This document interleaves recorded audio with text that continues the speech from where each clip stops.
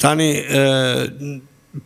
për mënyrën se si është sjell PD-ja, mos të harrojmë, ne kemi të bëjmë me një kryetar partije si Sali Berisha që në fundit përveç e qenies non grata që për mu pak rëndësi ka kjo, po ka rëndësi për shtetin ose për vendin, sepse një non grata jo se duke bo Amerika non grata i ula po i ngrendu një vlerë Sali Berishës, unë thjesht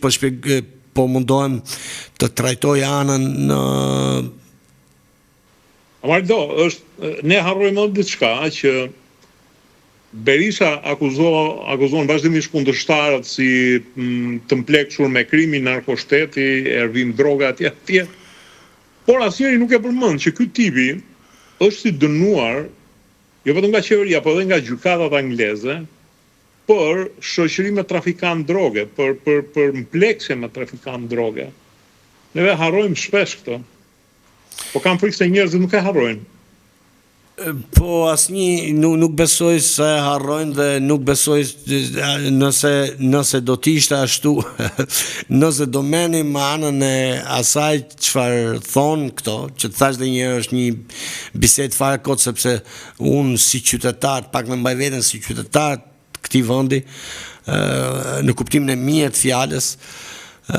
pra i pa angazhuar politikisht, do dëshira ime ose ëndra ime do ishte që vërtet kishte një konkurrencë Edi Rama, se nuk është se jam dakord me të gjithë veprimet ose politikat e Edi Ramës, dhe një nga gjërat që ne kemi thënë dhe në emisione është pikërisht fatkeqësia e këtij populli ose këtij kombi që PD-ja udhëhiqet nga Sali Berisha. Për shembull, për mua zgjedhja ideale do t'ishte që Edi Rama t'ishte kryetari PD-s, edhe nga këto budalliqe që po bë her pas here, shpresoj mrena kësaj jave ose deri në vit të ri, thotë Edizish Muhabeti, do bëhem me PD-n, do bëhem kryetari PD-s. Edhe po kam frikë se drejt kësaj rruge është, se po i merr gjithë në drejt edhe të bim rahat. Në Elbasan, atë kryetarin e PD-s në Saran, drejt kësaj rruge është. Po nuk jam vetëm këto. Dashuria e parë nuk harrohet. Bravo, nuk jam vetëm këto, është një listë e tërë njerëz, më duket se vetëm po t'jesh me PS nuk merr më vend e punë, këtë përshtypje kam, sepse po të shohësh edhe si mund të them ministrat, zgjedhjen e ministrave shumë pak janë hardcore të PS-s, në mund t'i quajmë kështu. Pra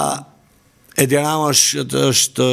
quar gjithmonë për të majtës e djathtës, ose është quar gjithmonë për këtë dëshirën që ta anoj nga krau i djathtë.